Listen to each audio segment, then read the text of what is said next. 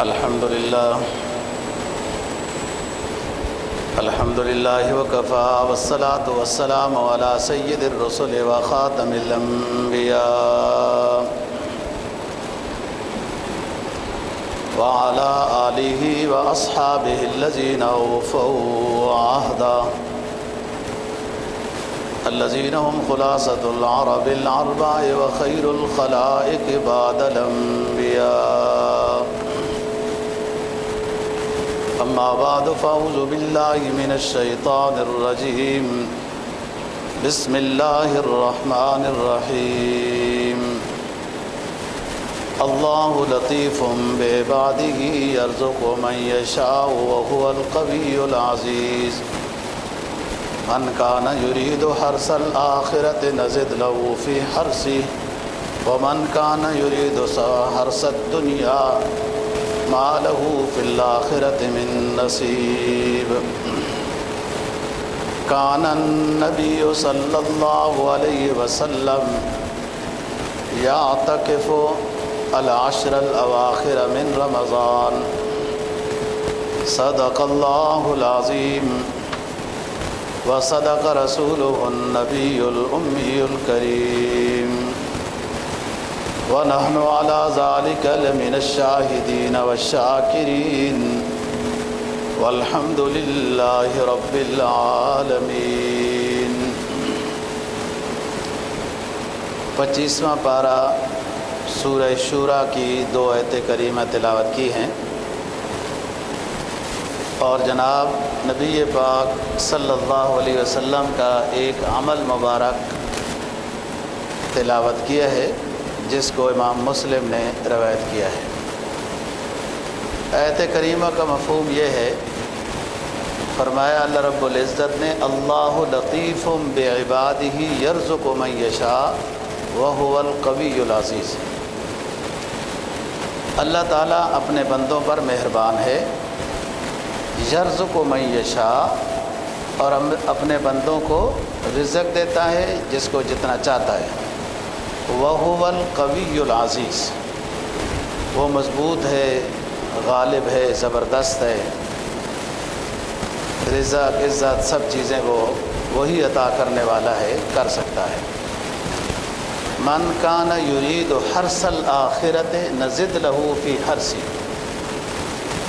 فرمایا جو شخص آخرت کی محنت کرتا ہے کہ میری آخرت اچھی ہو جائے، نزد لہ فی حرثہ، ہم اس کی محنت میں اضافہ کرتے ہیں، یعنی اس کا بدل خوب سے خوب تر دیتے ہیں. ومن کان یرید حرث الدنیا نؤتی منہا، اور جو شخص صرف دنیا کی طلب میں مصروف ہے ہم اس میں سے کچھ دے دیتے ہیں. وما لہ فی الآخرۃ من نصیب، لیکن ایسے شخص کے لیے آخرت میں کوئی حصہ نہیں ہے، اس نے آخرت کے نیت سے کام ہی نہیں کیا. جو آپ کے سامنے نبی پاک صلی اللہ علیہ وسلم کا عمل مبارک تلاوت کیا ہے، امام مسلم راوی ہیں کہ رسول پاک صلی اللہ علیہ وسلم کا زندگی کا، مدینہ کی زندگی کا تقریباً ہر رمضان آخری عشرے میں اعتکاف کرنے کا معمول تھا. 1-2 دفعہ کسی مصروفیت کی وجہ سے، سفر کی وجہ سے آپ صلی اللہ علیہ وسلم اعتکاف نہیں بیٹھ سکے، تو اگلے سال 20 دن اعتکاف بیٹھے. جیسے پہلے سال سن 2 ہجری میں غزوہ بدر ہوا وغیرہ، اس طرح ایک اور دفعہ بھی مصروفیت تھی تو لازم نہیں تھا، کوئی اس کی قضا تو نہیں ہے کہ 1 سال رہ گیا ہے تو، لیکن کیونکہ فوائد اور ثمرات اعتکاف کی برکات اتنی ہیں کہ اس کو حاصل کرنے کے لیے آپ صلی اللہ علیہ وسلم نے اگلے سال 20 دن اعتکاف کیا ہے جو پچھلے سال نہ کر سکے. تو آج بھی 20 رمضان ہے اور سورج کے غروب ہونے سے پہلے پہلے مسجد میں سنت مؤکدہ کی نیت کر کے اعتکاف بیٹھ جانا چاہیے۔ جن حضرات کا ارادہ ہے اعتکاف بیٹھنے کا وہ افطاری مسجد میں کریں گے۔ 20 رمضان کی افطاری اعتکاف بیٹھنے والے شخص کے لیے وہ مسجد میں ہے۔ سورج غروب ہونے سے 10-15 منٹ پہلے اعتکاف والا شخص اعتکاف کی نیت کر کے مسجد میں بیٹھ جائے۔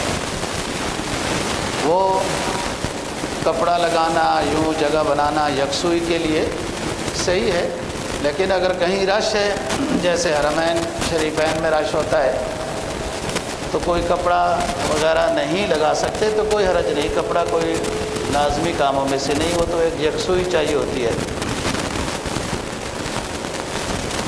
اعتکاف کی بہت فضیلت ہے، جیسے کہ آپ نے ابھی سنا کہ رسول پاک صلی اللہ علیہ وسلم سے ناغہ نہیں ہوا اور باقاعدہ آپ کے لیے جگہ بنا دی جاتی تھی اعتکاف کے لیے، اور آپ کا پکا معمول تھا اعتکاف بیٹھنے کا۔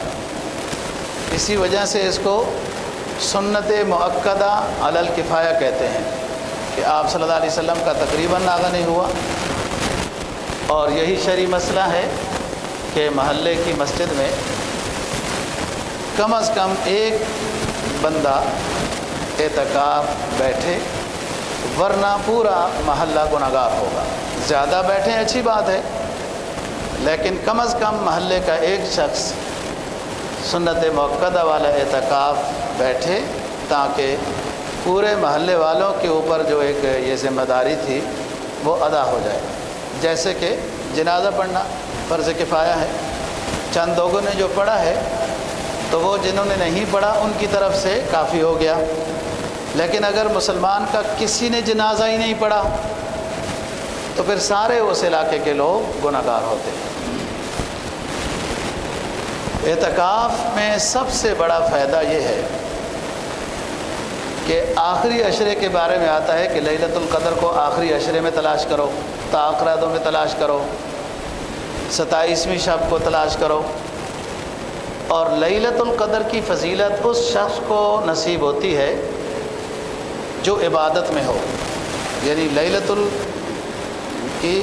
القدر کی ایک خاص گھڑی ہوتی ہے، وہ جس رات میں آتی ہے وہ ایک خاص گھڑی ہوتی ہے، اس خاص گھڑی کے وقت جو عبادت کر رہا ہو بندہ اس کو وہ لیلۃ القدر کی فضیلت حاصل ہو جاتی ہے۔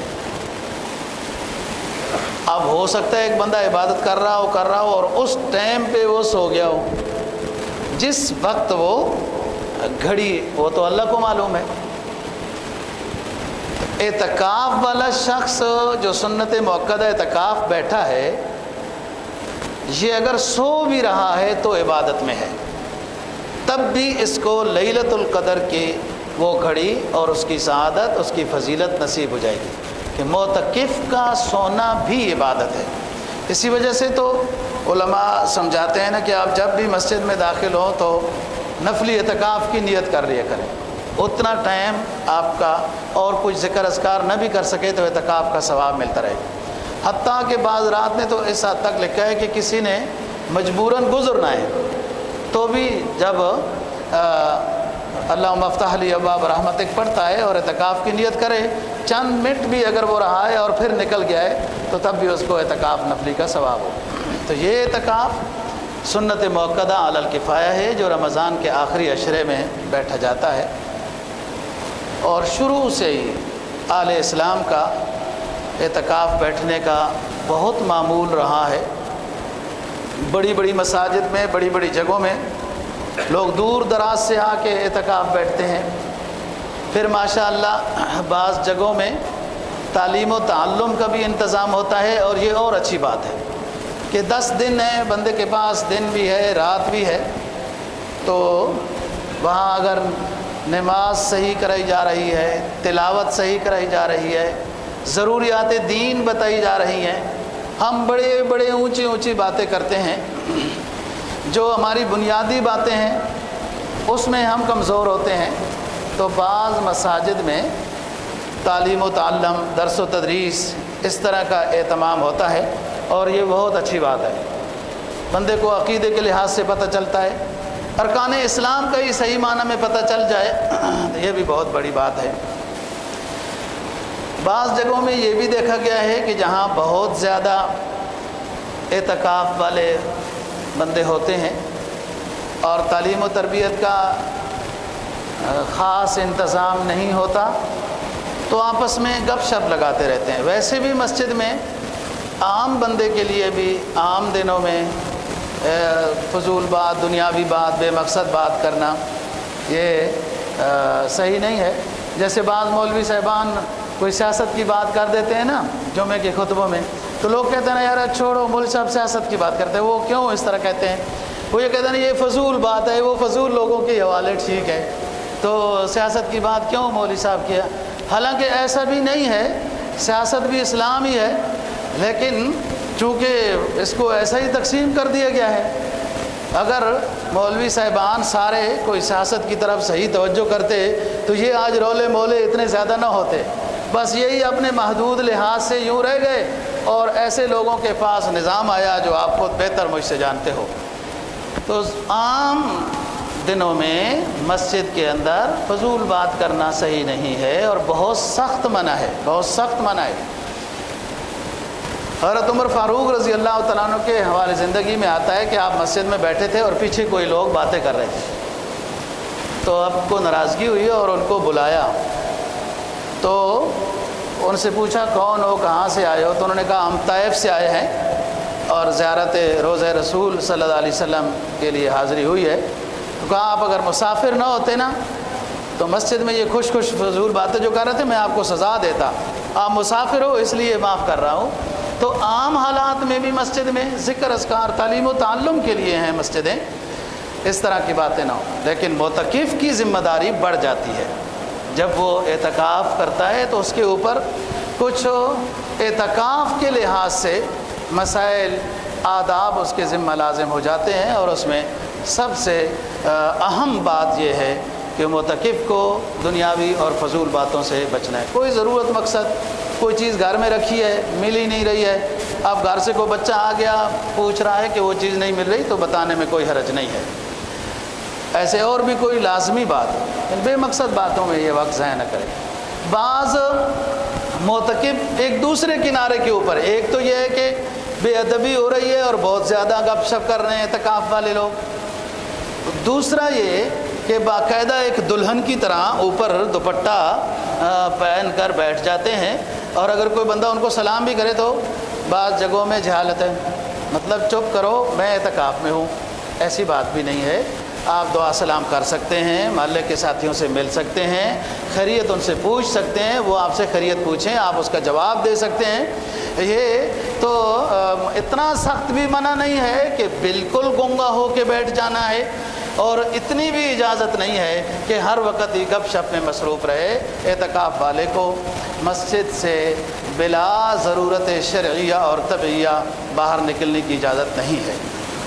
ضرورت طبعی ہی ہے وضو پیشاب وغیرہ، اور ضرورت شرعیہ ہو سکتا ہے اس مسجد میں جمعہ نہ ہو تو پھر وہ جامع مسجد میں اعتکاف والا شخص جا کے جمعہ ادا کر کے واپس آ جائے، اور اگر وہاں جمعے کے بعد جنازے کا اعلان ہو گیا اور ادھر ہی جنازہ ہونا ہے تو کوئی حرج نہیں ہے، وہ جنازہ بھی پڑھ سکتا ہے۔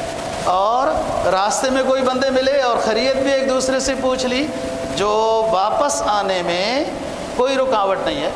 جیسے جمعے کی اذان ہو جائے، اب فتویٰ تو پہلی اذان پر ہے کہ کام کاج وغیرہ کرنا منع ہے، مکروہ ہے، اس میں جو رزق بھی حاصل ہوگا وہ بھی ٹھیک نہیں ہے۔ لیکن کچھ لوگ جمعے کے لیے آ رہے تھے، اور آنے والوں میں سے ایک بندہ مسواک بھی بیچ رہا تھا۔ اسلامی کتابوں میں تو کشتی کی بات لکھی ہے کہ کشتی پر سفر کر کے دریا کے اس پار سے اس پار جامع مسجد تھی، وہاں جمعہ پڑھنے لوگ جا رہے تھے، تو کشتی میں کوئی مسواک بھی بیچ رہا تھا۔ اب اذان ہو چکی تھی تو کاروبار تو منع ہے، لیکن یہ کاروبار ایسا ہے کہ اس کے لیے جمعے کی جو سعی ہے، جمعے کی طرف جو جانا ہے، اس کے لیے کوئی رکاوٹ نہیں ہے۔ لہذا راستے میں آتے ہوئے وضو بنانا ہے، مسواک بکرا ہے جلدی سے لے لیا تو وہ اجازت ہے، لیکن عام کاروبار وغیرہ اس کے لحاظ سے ٹھیک نہیں ہے، اس میں بے برکتی ہوتی ہے۔ اذا نودی للصلاۃ من یوم الجمعہ فاسعوا الی ذکر اللہ۔ اسلام میں بات ان لوگوں کی معتبر ہے جو فقہا ہیں، مجتہدین ہیں، محدثین ہیں، ان کی بات کا اور ان کے فتوے کا اعتبار ہے۔ ان حضرات کا فتویٰ ہے جمعے کی اذانیں اول کے بعد دنیاوی کاروبار مکروہ ہو جاتا ہے۔ تو یہ اعتکاف سے متعلق ہے۔ جن حضرات کو اعتکاف کو اللہ تعالیٰ نے توفیق بخشی ہے اور اس میں وہ ان تمام آداب کا جب خیال رکھیں گے، معتکف ان خوش نصیبوں میں سے ہوتا ہے کہ جس کی ایک خوش بختی تو بتائی ہے کہ وہ سو بھی رہا ہو تو اس کو لیلۃ القدر کی فضیلت حاصل ہو جاتی ہے۔ معتکف ان خوش نصیبوں میں سے ہوتا ہے کہ جو مستجاب الدعوات بزرگ ہوتے ہیں۔ معتکف کی دعا رد نہیں ہوتی، قبول ہوتی ہے۔ اگر آپ میں سے کسی کی کوئی دعا رکی ہوئی ہے نا، وہ بڑے عرصے سے مانگ رہے ہیں اور ابھی تک قبول نہیں ہو رہی، اس کے ثمرات نظر نہیں آ رہے، تو آپ اعتکاف کر کے بیٹھیں۔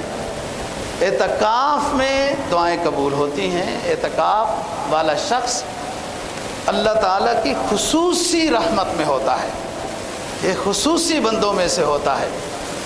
ایک حدیث میں آتا ہے کہ میری شریعت میں رہبانیت تو نہیں ہے۔ سرکار دو جہاں صلی اللہ علیہ وسلم فرماتے ہیں میری شریعت میں رہبانیت تو نہیں ہے، اور قرآن نے تو کہا ہے کہ ہم نے پہلے شریعتوں پر بھی رہبانیت لازم نہیں کی تھی، جی، کہ پہلی شریعتوں والے لوگوں نے جو اپنے لیے یکسوئی، کنارہ کشی یا گوشہ نشینی اختیار کی ہے، وَرَهْبَانِيَّةً ابْتَدَعُوهَا مَا كَتَبْنَا عَلَيْهِمْ، قرآن کہتا ہے انہوں نے خود اختیار کی تھی۔ چلو یار، خود اختیار کی بھی تھی تو پھر اس کی پاسداری کرتے، تو قرآن کہتا ہے خود ہی اختیار کی رہبانیت اور پھر پاسداری بھی نہیں کی ہے۔ اسلامی شریعت میں تو رہبانیت کا تصور نہیں ہے۔ آپ کاروبار کر رہے ہیں، نیت رزق حلال کی ہے، وہ بھی ثواب ہے۔ آپ بازار میں خریداری کے لیے گئے ہیں، نیت گھر والوں کے حق حقوق ہیں، تو بھی ثواب ہے۔ شریعت بدامہ کہ روحانیت ہے کہ ہر کام دنیاوی بھی اگر نیت درست ہے، زاویہ نظر ٹھیک ہے، تو وہ دنیاوی کام بھی دینی بن جاتا ہے اور اس پر ثواب ہوتا ہے۔ جیسے روشن دان رکھا اس نے، ہوا اور روشنی تو آئے گی، لیکن اس کی نیت یہ تھی کہ محلے کی مسجد کی اذان کی آواز آئے تو اس کا روشن دان بھی ثواب ہے۔ اور اگر کوئی شخص لمبی لمبی رکعتوں میں مصروف ہے اور نیت یہ ہے کہ لوگ کہیں یار واہ کتنا بڑا نیک آدمی ہے، یوں ہے، تو وہ لمبی لمبی رکعتوں والا، نفل پڑھنے والا گناہ گار ہے کہ نیت درست نہیں ہے۔ بازار جانے والا، کاروبار کرنے والا، دفتر میں آنے والا، اس کی نیت درست ہے تو وہ اس کا ثواب ہے۔ لیکن اسلام کی ایک جہت کو لے کر چلنے کا نام اسلام نہیں ہے۔ اب مولوی صاحب کا یہ مسئلہ تو سن لیا کہ کاروبار کرنا بھی ثواب ہے، دفتر میں جانا بھی ثواب ہے، بازار جانا بھی ثواب ہے، اس کا مطلب یہ نہیں ہے کہ اور سارے کام چھوڑ دینے ہیں۔ وہ اپنی اپنی جگہ پر ثواب ہیں۔ ساری چیزوں کو اسلام کے جو حکم ہیں ان کو لے کر چلنے کا نام اسلام ہے، اور اسلام کا جس گھڑی جو تقاضا ہے، اسلام کا جس گھڑی جو تقاضا ہے، اس تقاضے پر عمل کرنے کا نام اسلام ہے۔ اب جمعے کی نماز کھڑی ہو گئی ہے، اس بندے کو تلاوت میں مزہ آ رہا ہے، بیٹھا ہوا ہے تلاوت کر رہا ہے، نیکی کا کام کر رہا ہے، لیکن اسلام کا تقاضا اس وقت یہ تھا کہ نماز کے لیے کھڑا ہو جائے۔ اور لہٰذا آپ آگے دیکھیں، آپ کے سامنے آیت پڑھی ہے اللہ لطیف بعبادہ یرزق من یشاء وہو القوی العزیز، 25واں پارہ سورہ شورى 19 نمبر آیت ہے یہ۔ بزرگوں نے یہ لکھا ہے کہ اس آیت کو ایک تسبیح اگر یومیہ پڑھ لی جائے صبح تو رزق کی پریشانی اس بندے کے لیے نہیں رہتی، عزت کا رزق ملتا ہے۔ اللہ لطیف بعبادہ یرزق من یشاء، اللہ اپنے بندوں پر مہربان ہوتا ہے، وہ رزق دیتا ہے جس کو چاہتا ہے، جتنا دیتا ہے، وہ قوی ہے اور زبردست ہے۔ ایک بات سمجھنے کی ہے رزق کا مطلب ہم نے ہمیشہ یہی سمجھا ہے پیسہ، پیسہ۔ رزق کا مطلب اکثر لوگ یہ سمجھتے ہیں کہ پیسہ زیادہ ہو جائے تو یہ رزق ہے۔ پیسہ بھی رزق ہے، یاد رکھیں، صحت رزق ہے، آپ کے اہل و عیال بھی رزق ہے، آپ کا اچھا رزق حلال کا کاروبار، آپ کی اچھی مصروفیات، آپ کے اچھے دوست، آپ کا اچھا اٹھنا بیٹھنا، تعلیم و تعلم میں مصروف، یہ سب عطا ہے۔ رزق کمانا عطا ہے۔ تو بعض لوگ پیسے کو دیکھتے ہیں، یہ نہیں دیکھتے کہ اللہ نے مجھے صحت کتنی اچھی دی ہے، فلانے کو اتنا پیسہ دیا، وہ اپنے اوپر بھی نہیں وہ لگا سکتا، ایسی ایسی بیماریوں میں مبتلا ہو گیا ہے، پرہیز ہی پرہیز ہے اس کا۔ تو صحت رزق ہے۔ اسی طرح آپ کی اہل و عیال، بیوی بچے رزق ہیں، آپ کو والدین نصیب ہیں، وہ رزق ہے اچھا، آپ ان کی خدمت کریں اور جنت حاصل کریں۔ اسی طریقے سے آپ کے اہل و عیال، اٹھنا بیٹھنا، تعلیم و تعلم، یہ سب اللہ کی عطا ہے، یہ عہدہ، یہ عزت، یہ سب رزق ہے۔ اور مزید پیسے کے لحاظ سے رزق تو اللہ لطیف بعبادہ یرزق من یشاء، وہ آپ ہر روز اس کا ورد کریں، اپنے پاس لکھ کر رکھیں، رزق حلال جب بھی مانگے اللہ سے رزق حلال مانگے۔ رمضان کی گھڑیاں مبارک گھڑیاں ہیں، ان میں ہر روز دعا قبول ہوتی ہے، ہر گھڑی قبول ہوتی ہے، خصوصاً افطاری کے وقت قبول ہوتی ہے۔ تو دعائیں یہ مانگی جائیں سب سے زیادہ کہ اللہ ہمیں صحت، عافیت، ایمان، اعمال صالحہ کی دولت عطا فرما، اور ادھر ادھر کی اور بھی ساتھ وہ مانگیں۔ اصل دعا یہ ہے کہ انسان کو زندگی ملے، ایسی زندگی ہو کہ جس میں ایمان ہو، نیکی ہو، عمل صالح ہو، اور جہاں تک ہو سکے خدمت خلق ہو۔ اپنے لیے رزق بھی مانگے، رزق بھی اچھی چیز ہے، رزق کمانا بھی اچھی چیز ہے، اسلام تو منع نہیں کرتا، لیکن اسی میں ڈوب جانا منع ہے۔ الدنیا کلھا ملعون وطالبھا کلاب، یہ نہ بنے۔ دنیا ساری ملعون ہے، اس کے طلبگار، اس کے چاہنے والے کتے ہیں، یہ حدیث ہے۔ الدنیا کلھا ملعونہ وطالبھا کلاب، مقصد یہ ہے کہ اسی کا ہی ہو کے نہ رہ جائے۔ وہ رزق نعمت ہے، جو رزق، جو کاروبار آپ کو اسلامی حقوق کی ادائیگی میں رکاوٹ نہیں بن رہا، وہ رزق، وہ کاروبار، وہ دفتر، وہ سب نعمت ہے۔ اور اگر وہ دفتر، وہ کاروبار، وہ مصروفیات، وہ رشتہ داریاں، وہ دوستیاں، وہ اٹھک بیٹھک آپ کو اسلامی تعلیمات کے عمل کرنے میں رکاوٹ بن رہا ہے تو سب ملعون ہے، سب ملعون ہے۔ تو اس سے بچنا ہے۔ ہر چیز کو سمجھ کر، سیکھ کر چلنے کا نام ہے نا۔ جب آپ کا زاویہ نظر ٹھیک ہے تو وہ بھی عبادت ہے۔ تو اللہ لطیف بعبادہ یرزق من یشاء۔ تو رمضان کی ہر گھڑی مبارک ہے۔ حدیث میں جناب نبی پاک صلی اللہ علیہ وسلم کا فرمان، جو آمین آمین آمین کی بات آپ نے فرمائی، مشہور حدیث ہے، منبر پر چڑھتے ہوئے اور جبرائیل نے بد دعا کی، آپ صلی اللہ علیہ وسلم سے عرض کیا کہ آپ آمین فرمائیں۔ جبرائیل بد دعا کرے اور آمین رسول پاک صلی اللہ علیہ وسلم نے کہی ہو کہ جس کو رمضان نصیب ہوا اپنی مغفرت نہیں کر سکا، برباد ہو جائے۔ جس کو والدین نصیب ہوئے، خدمت کر کے اپنی مغفرت نہیں کر سکا، برباد ہو جائے۔ اور جس پر میرا نام آیا اور درود شروع نہیں پڑھ سکا، برباد ہو جائے۔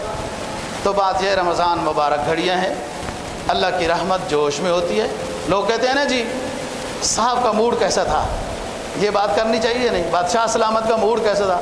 آج کل تو بادشاہ سلامتوں کے موڈ بھی ہچکولے ہی کھا رہے ہیں، لیکن پرانے زمانے میں بادشاہوں کے موڈ پوچھے جاتے تھے، لوگ وفد ملاقات کے لیے جاتے تھے نا جی، تو وہ پھر جو بات کرنی ہوتی تھی کر لیتے تھے۔ جیسے محمود غزنوی کا بات ہے کہ جب وہ بیاتے تھے، ایاز کہاں ہے بھائی، ایاز کو بلاؤ، تو سارے سمجھ جاتے تھے بادشاہ سلامت کا موڈ ٹھیک ہے، کوئی بات کرنی ہو تو کر سکتے ہیں۔ تو بات یہ ہے کہ یہاں تو اعلان ہو رہا ہے، یہاں اعلان ہو رہا ہے کہ اللہ کی رحمت کے دروازے کھلے ہیں، جہنم کے دروازے بند کر دیے گئے ہیں، مغفرت کا اعلان عام ہو رہا ہے۔ الا هل من مستغفر فاغفر له، الا هل من مستولد فاولدا، الا هل من مبتلا فوافی۔ ان مبارک گھڑیوں میں اعلان ہو رہا ہے کوئی ہم سے اپنے گناہوں کی معافی چاہنے والا آئے نا ہمیں آزمائے، ہمارے در پہ اپنے ندامت کے آنسو بہائے۔ ہے کوئی بھی اولاد اسے نیک اولاد چاہیے، ان مبارک گھڑیوں میں آئے ہم سے نیک صالح اولاد مانگے۔ ہے کوئی پریشانیوں میں گھسا پڑا ہوا، غموں میں ٹوٹا پھوٹا ہوا، آئے ان مبارک گھڑیوں میں ہمارے دروازے پر ہم سے اپنی بیماریوں کا شفا مانگے، اپنی مصیبتوں کا حل مانگے۔ الا حل من مسترزق فارزق لا، ہے کوئی ہم سے رزق مانگنے والا، ہے کوئی ہمارے در پہ آ کے سوال کرنے والا، آئے نا اپنی جماعتوں کو تو آزما چکے ہو، اپنے لیڈروں کو تو آزما چکے ہو، جنہوں نے تمہیں گھروں میں بھی سکون سے نہیں رہنے دیا، روڈوں پر رلا رہے ہیں۔ اس دروازے پہ آؤ جس دروازے سے کبھی کوئی مایوس نہیں گیا۔ 70 سالہ کافر، مشرک، گناہگار، شرابی، زانی کافر جب اس کے دروازے پہ صدق کے دل سے لا الہ الا اللہ محمد الرسول اللہ اشہد ان لا الہ الا اللہ و اشہد ان محمد عبدہ ورسولہ کہہ دیتا ہے، وہ 70 سالہ بوڑھا گناہگار، وہ مشرک، وہ کافر 70 سالہ زندگی بغاوت میں گزارنے کے بعد جب اللہ کے دروازے پہ آتا ہے، ایمان لے آتا ہے، ادھر سے اعلان ہو جاتا ہے الاسلام یہدم ما کان قبلا، او میرے بندے تو 70 سال کے بعد میرے دروازے پہ آیا، میرا بھی اعلان شفقت سن لے کہ تیری سابقہ زندگی کے سارے گناہ معاف کر دیے ہیں، آج تیری جہنم جنت میں بدل گئی ہے۔ تو یہ تو کافر کے بارے میں بات تھی۔ ایک مسلمان شخص جو گناہگار ہے تو اسلام والا ہے، تو اسلام والا وہ تو اس سے اللہ پاک جلدی راضی ہو جائے گا، اس کا تو پہلے سے ہی رابطہ ہے۔ لیکن خوش نصیب وہ ہے جو ان مبارک گھڑیوں کو اپنے کام میں لے لے، اور بندے کو اندازہ بھی ہو جاتا ہے کہ میری گھڑیاں کام میں ہیں، بندے کو اندازہ بھی ہو جاتا ہے، وہ تو بہت انصاف والی ذات ہے۔ تو بات یہ دوستو، ہم سے تو روزہ اور وہ بھی سو جاؤ تب بھی آپ کا روزہ ہے، فرض نماز نہ قضا ہو، تکبیر الاولیٰ نہ قضا ہو تب بھی روزہ ہے۔ آپ ذرا اپنی تاریخ کی طرف جائیں نا کہ لوگوں نے روزے رکھے گرمیوں میں اور جہاد بھی کیا، اور جس جہاد کا نام بھی یوم الفرقان پڑ گیا۔ جن حضرات نے مقام بدر دیکھا ہے، پیدل 3 دن کا سفر ہے، پیدل 3 دن کا، سن 2 ہجری ہے، 11 رمضان کو مارچ کے مہینے میں چل پڑے، اور یہ مارچ پاکستان کا مارچ نہیں ہے جو موسم بہار ہوتا ہے، یہ سعودی عرب کا مارچ ہے۔ ہم نے کتابوں میں پڑھا تھا کہ پتھر کے اوپر لوگ روٹی پکا لیتے ہیں، تو ہم نے سمجھا ویسے کتاب والے لکھ دیتے ہوں گے، لیکن جب سعودی عرب کے وہ گرم صحرا دیکھے تو روٹی کیا، یہاں تو باربیکیو بھی بن جائے گا، اس حد تک گرمی ہوتی ہے۔ تو مارچ کا مہینہ وہاں کا گرمی کا ہے، 11 رمضان کو وہاں سے تیاری ہوتی ہے، وہاں ہوتا ہے میدان بدر، آپ نے دیکھا 17 رمضان کو 313، ادھر 1000، کسی نے کوئی گلہ شکوہ بھی نہیں کیا یار کسی صحابی نے۔ اس کو کہ اس جماعت کا نام ہے نا حزب اللہ، ایسی تھوڑی یہ اللہ کی جماعت ہے، ایسی ہی نہیں، رضوان اللہ اکبر کا ان کو لقب ملا، رضی اللہ عنہ کا ان کو لقب ملا، یہ اونچی جماعت ہے۔ روزہ بھی رکھا ہوا ہے اور گرمیاں بھی ہیں، سفر بھی پیدل ہے، سمانے جہاد بھی اپنے پاس کوئی خاص نہیں ہے، نہ کوئی ڈھنگ کی تلوار ہے نہ کچھ ہے۔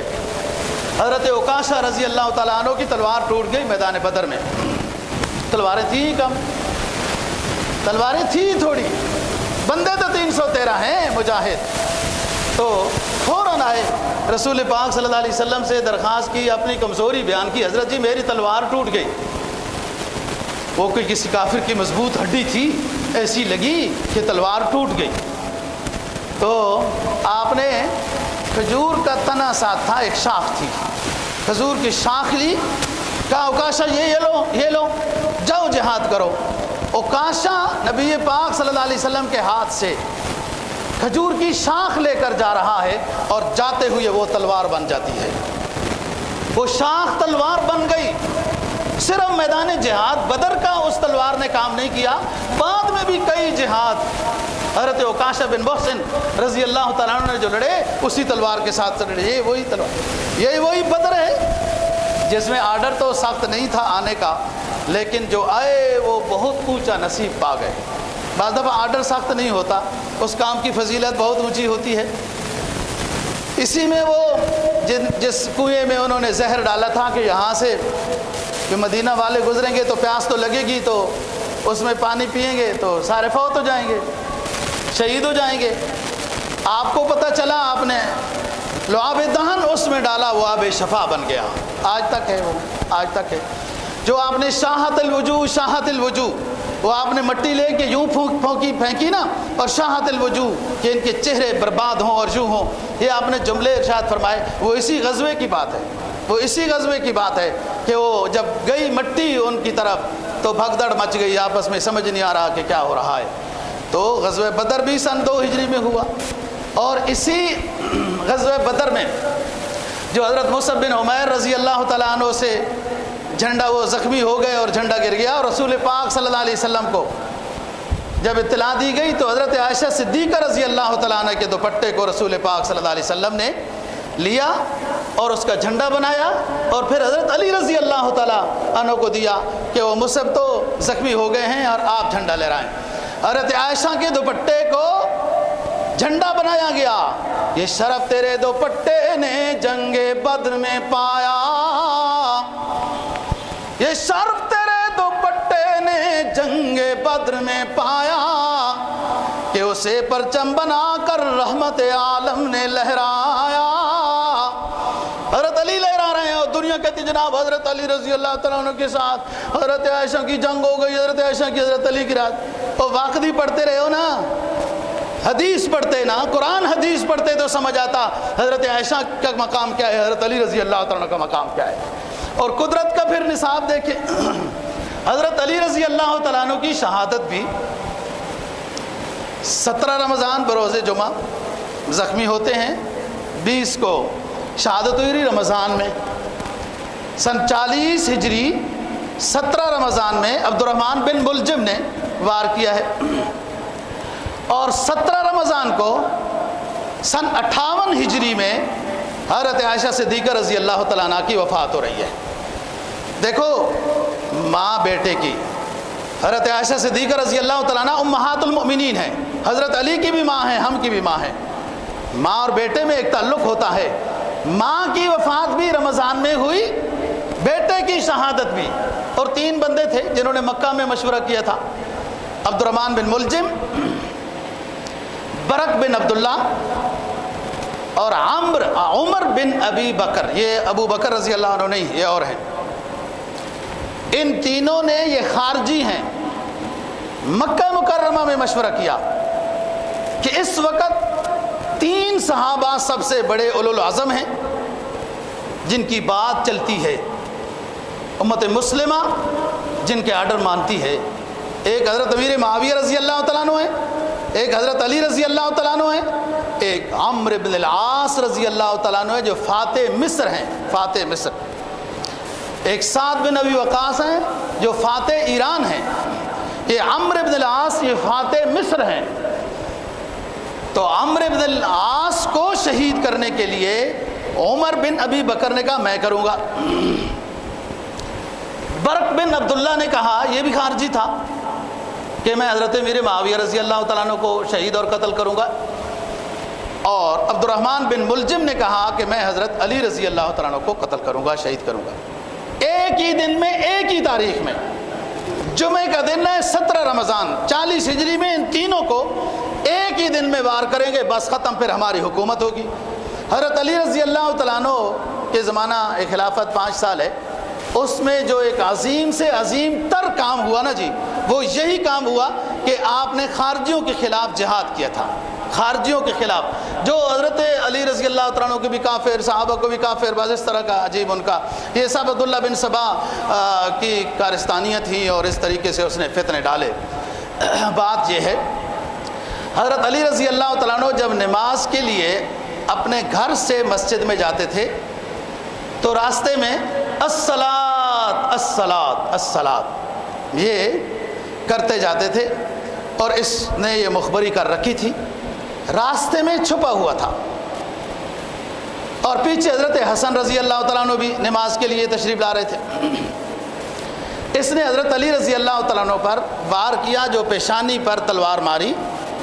17 رمضان بروز جمعہ صبح کی نماز سے پہلے راستے میں، اور وہ دماغ تک اس کا اثر چلا گیا، وہ بھی پکڑا گیا، مارا گیا وغیرہ، اور پھر کچھ دن زخموں کی تاب نہ لاتے ہوئے آپ 20 رمضان کو آپ کی شہادت ہوئی ہے۔ مسجد کے اندر اگر آپ یہ کہیں کہ دہشت گردی ہوئی تو وہ پہلی دہشت گردی وہ ہے جو حضرت عمر فاروق رضی اللہ تعالیٰ عنہ مصلی رسول پر کھڑے ہیں، صبح کی نماز پڑھا رہے ہیں، اور ابو لولو مجوسی نے صبح کی نماز پڑھاتے ہوئے مسجد کے اندر جو حملہ کیا ہے، وہ مسجد کے اندر حملہ حضرت عمر فاروق رضی اللہ تعالیٰ عنہ کے اوپر ہوا ہے، اور پھر وہ بھی 2-3 دن کے بعد محرم میں شہید ہو گئے، اور وہ خود ہی اس نے اپنے آپ کو خودکشی کر رہی تھی۔ ابو لولو مجوسی کی قبر کا کوئی پتہ نہیں ہے کہاں ہوئی، کدھر ہے، لیکن ایران کے اندر باقاعدہ اس کا وہ ایک مصنوعی فرضی روزہ بنایا ہوا ہے، اور اس کو اللہ معاف فرمائے خوشی کا سلام پیش کرتے ہیں۔ دیکھو جی، بہرحال جس نے جو سوچا جو کیا اس کو وہی ملے گا۔ تو 17 رمضان میں ہی حضرت عائشہ صدیقہ رضی اللہ تعالیٰ عنہا کی وفات ہوتی ہے، 58 ہجری جنت البقیع میں دفن ہوتی ہیں، اور 17 رمضان میں حضرت علی رضی اللہ تعالیٰ عنہ کے اوپر حملہ ہوتا ہے اور شہادت ہوتی ہے۔ 17 رمضان میں ہی فتح مکہ ہوا ہے، اور فتح مکہ یہ اسلام کی سربلندی کے لیے ایک عظیم فتح تھی، عظیم فتح، اور اس کو فتح مبین بھی قرآن مجید میں کہا ہے۔ اور اسی میں اور بھی رمضان میں کئی واقعات آتے رہے، جس میں حضرت رقیہ رضی اللہ عنہا بنت رسول صلی اللہ علیہ وسلم جو بیگم تھی حضرت عثمان غنی رضی اللہ تعالیٰ عنہ کی، ان کی بھی رمضان کے آخری عشرے میں ہی ان کی بھی وفات ہوئی ہے۔ تو بات یہ ہے دوستو کہ ہماری تاریخ ساری اس طرح کی قربانیوں کے ساتھ بھری ہوئی ہے۔ رمضان کے روزے ہمارے لیے کیا مشکل، لوگوں نے تو اتنے بڑے بڑے، فتح مکہ 10,000 غلطی ان کی تھی، ہمیشہ غلطی کفر کی ہوتی ہے، لیکن جب مسلمان کمزور ہوتا ہے تو کفر اپنی غلطی کو بھی صحیح بات کہتا ہے، تو مسلمان کہتا ہے ہاں یہی صحیح ہو رہی ہے۔ صلح حدیبیہ کی صلح کی شرائط کو خراب کیا تھا مشرکین مکہ نے، جو سن 6 ہجری میں ہوئی تھی، اور پھر ابو سفیان کی قیادت میں معذرت کا وفد بھی بھیجا تھا مدینہ طیبہ میں۔ آپ نے فرمایا کوئی معذرت نہیں ہے، تم نے صلح کی شرائط کو خود توڑا ہے، کوئی معذرت نہیں ہے۔ ابو سفیان اس وقت تک مسلمان نہیں ہوئے تھے۔ یہ وہی بات ہے جو آپ کی بیٹی نے حضرت حفصہ رضی اللہ تعالی عنہا، جو امہات المؤمنین میں سے ہیں، حضرت امیر معاویہ رضی اللہ تعالی عنہ کی بہن ہے، حضرت حفصہ نے اپنے باپ کو ابو سفیان کو اپنے بستر کے اوپر نہیں بیٹھنے دیا تھا، کہا باپ رک جاؤ میں پہلے بستر کو فولڈ کر لوں۔ انہوں نے کہا یہ کیا بات ہوئی ہے، آپ اپنے باپ کا بھی احترام نہیں کرتی، کہا آپ مشرک ہیں اور یہ بستر سرکار دو جہاں صلی اللہ علیہ وسلم کا ہے، آپ پلید ہیں۔ ایسے حق کو کتنا قریبی رشتہ ہے، دنیا کو آج امیر معاویہ سمجھ نہیں آتا وغیرہ رضی اللہ عنہ۔ اب دیکھو ادھر ان کی بہن رسول پاک صلی اللہ علیہ وسلم کی بیگم ہے، زوجہ مطہرہ ہے، امہات المؤمنین میں سے۔ یہ فتح مکہ بھی رمضان المبارک میں ہوا ہے، رمضان المبارک میں۔ صلح حدیبیہ کی شرائط انہوں نے توڑی، معذرت کے لیے آپ نے کہا کوئی معذرت نہیں ہے، آپ چلے، اور بس کوئی تھوڑی سی جنگ ہوئی، ذرا سی، سہم گئے سارے، ڈر گئے ہمارے ساتھ آج کیا ہونے والا ہے۔ رسول پاک صلی اللہ علیہ وسلم نے صفا پہاڑی پہ چڑھ کے فرمایا لا تثریب علیکم اليوم، او مکہ والو ہمیں یاد ہے تم نے ہمیں بڑا ستایا تھا، ہمارے اپنے آبائی علاقے سے تم نے ہمیں نکالا تھا، لیکن آج ڈرو نہیں، کوئی آدم خور شہنشاہ نہیں آیا، رحمت للعالمین آیا ہے۔ ڈرو نہیں، میرا اعلان سن لو، لا تثریب علیکم اليوم، میں پرانی کہانی تمہارے سامنے دکھ درد بھری دہراؤں گا بھی نہیں۔ فتح مکہ بھی ہوا تو دوستو ہمارے ذمہ تو بڑے کام ہیں، ہم مسلمان ہیں مسلمان، خدا خواہی بلا خواہی، اس میں تو رمضان میں جہاد بھی ہو سکتا ہے اور بڑے بڑے کام بھی ہو سکتے ہیں۔ اطمینان کے ساتھ اس رکن کو ادا کرو، اللہ کے سامنے ندامت کے آنسو بہاؤ، اور کیوں نہ وہ ندامت کے آنسو یہ دنیا کے وہ اتنے قیمتی بنے کہ جہنم کی آگ کو وہ بجھا دیں۔ اللہ تعالی ہمیں دین کی سمجھ اور عمل کی توفیق نصیب فرمائے۔ وآخر دعوانا